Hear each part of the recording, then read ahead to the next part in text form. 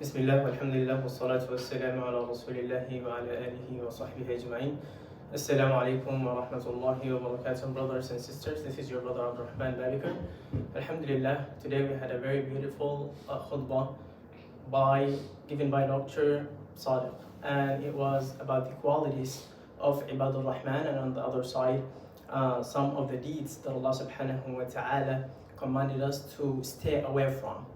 And inshallah, today we want to focus on the practical part of this khutbah, where the Muslim usually we hear about the importance of good deeds, and we also hear about the how dangerous the bad deeds, because it's going to lead us at the end to the hellfire, and we ask Allah subhanahu wa ta'ala to prevent us from that. Assalamu alaikum wa rahmatullahi wa barakatuh. Wa alaikum assalam wa rahmatullahi wa barakatuh. Jazakallah khair for this beautiful. Thank you so much for inviting us. So, Sheikh, if you allow us to ask you about this practical part of the khutbah, where the Muslim wants to increase the amount of good deeds that they do. A lot of us, we have that in our hearts. We want to apply this knowledge that we have, but sometimes we have a lot of things in our life that make it seem like it's hard to apply this in our life, whether it's work, whether it's family and getting busy with these things. And on the other part also, sometimes we have bad deeds that we want to stop, but we see the strength of the desire is more than the faith in our heart. Yeah. And how can the Muslims start applying this knowledge in their life? Alhamdulillah Rabbil Alameen, wa salatu wa salam ala Rasulillah. First of all, thank you so much for that beautiful question, inshallah ta'ala. So when we look into the Surah Al-Furqan and chapter 61 to 74, we just finished part of it, inshallah ta'ala, is that the first thing a Muslim has to do is to evaluate himself and seek, saying that if these 8 qualities are there, where do I belong? Which one am I practicing? If you can recognize that without asking himself, if you can recognize that, then things are going to be better. Suppose now he's among those people who do not pray every day. Then he asks himself, are you a servant of Almighty Allah? Do I pray every day? If I'm not praying because of the business, because of whatever I am, then he or she must determine that I'm going to pray. I'm going to put this prayer in my life. And for example, now we have some of brothers and sisters who, when they go to work, they do not pray. And they say, we come back at 6 o'clock and we pray Zuhr and Asr. And the question is why? Because they do not put a little bit more effort. If you can put effort, and that's how you can practice saying that every day at 12 o'clock or 12:30, you get permission for break. Now, within this break of 30 minutes or 1 hour, take 10 minutes and go and pray. Begin it. When you begin it, things are going to be better. If you are taking your rest for 12:30, and you can ask your boss that you can take it at 1 o'clock so that you can meet the time of prayer, and just go and pray. And subhanAllah, this is how you begin. When you put it in your schedule, then definitely you'll be able to do it. I remember myself too. I go to work now, then in my daily to-do list, wallahi, I put salat. At 1:30, I have to pray. Even though I do so many things, but that time is in my calendar, what to do every day. Even though I do pray, but it reminds me that this is something I have to do. So this is how we encourage our brothers and sisters to please keep in mind that if you want to do it, you will be able to do it. If you put it in mind that, inshallah ta'ala, I'm going to practice, then I'm going to do it, and you will be able to do it. And I remember a brother, actually in our West Creek Mosque, and he's working with the government, and his boss is from Egypt, but that brother, he doesn't pray. Then this brother too, he was so shy, he didn't pray at all. He said if he prays and he's working in prison, they're going to look at him saying that, what is he doing? Then I told him, brother, don't worry, one day, are you the only one in the room? He said, we are 2. Tell your brother you are with in the room, say, brother, I want to make meditation for a few minutes. Will you, I don't want to bother, just leave me alone. Then he went and prayed.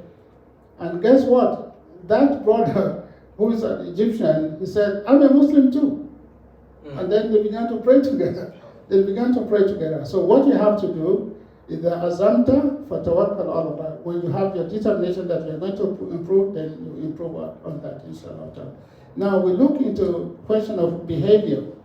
For example, now, if I'm a person that I consider myself to be Tharsar, somebody who talks all the time, then you have to recognize that the more you talk, the more mistakes are you going to make. The first thing you are going to say then say, let me reduce my talking and not engage in anything that I am not invited to. Not because I don't know how to speak, it's because I'm not invited. And when I speak, then I have to have limit. Where do I stop?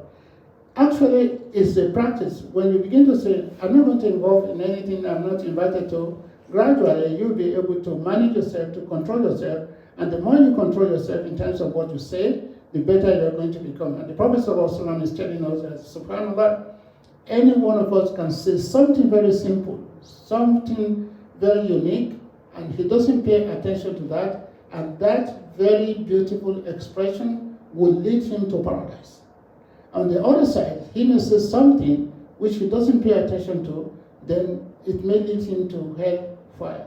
So as a result of that, if we are going to be good Muslim and we want to turn away from indecency, as the Quran says in Surah Al-Furqan, the best thing then we watch what we say and try to minimize our engagement in anything that we are not invited to. That's one way. Another way is that don't feel that if you don't speak, then people are going to look down upon you. Not at all. Actually, in this country, even though they speak a lot, anybody who they see to be a reserved person, they love him than somebody who just talks all the time. And in this country, if you are not very cautious, then you are going to engage in any talk. People talking about politics, talking about third party, then say to yourself, I don't want to be in this. When they pass through all this indecency, which are not good things, and lagwi means anything which is not beneficial, then you behave nicely and you leave it away, you leave it aside, and you do not engage in it. As you do not engage it as a question of dignity. So these are the ways that we can practice some of those things that we are doing every day. Now, when it comes to the question of committing great sins, just like worshiping other than Almighty Allah, or committing zina, or committing fornication, or killing one another, we have to learn a little bit and say, why am I going to cause harm to somebody else? If Allah doesn't cause any harm to me, why am I causing it to somebody else? And Islam, our scholars are saying that, when I try to kill somebody now or to do evil things to him, I don't want him to be alive. I'm just in a hurry. That person himself is going to die. Either I kill him or I do not kill him. So why am I in a hurry say I don't want him to be alive? So we have to return back to ourselves saying that any crime I'm committing against my brother, I'm actually committing against myself. In ahsantum li anfusikum, wa in asa'tum falaha. If you do something good, you are doing it for yourself. When I reach out to you now, I help you, actually I'm helping myself. When I do evil to you, I'm doing it for myself. That's what Quran is teaching us. So therefore, we have to be very conscious of what we are doing and ask ourselves, what do I get from causing harm to somebody? What do I gain from causing problem for somebody else? If I do not get anything, then the best thing is to let it go and forgive about it and then try to be a better Muslim, inshallah ta'ala. Jazakallah khair for this beautiful commentary. We have benefit from Sheikh that, subhanAllah, in both sides of the questions, in order to apply this knowledge, first we have to have the determination to really apply this, to do this good deed and to stay away from the bad deed. You also mentioned a very important point on the good deeds, is that you have to put it as a priority and make a plan to do this.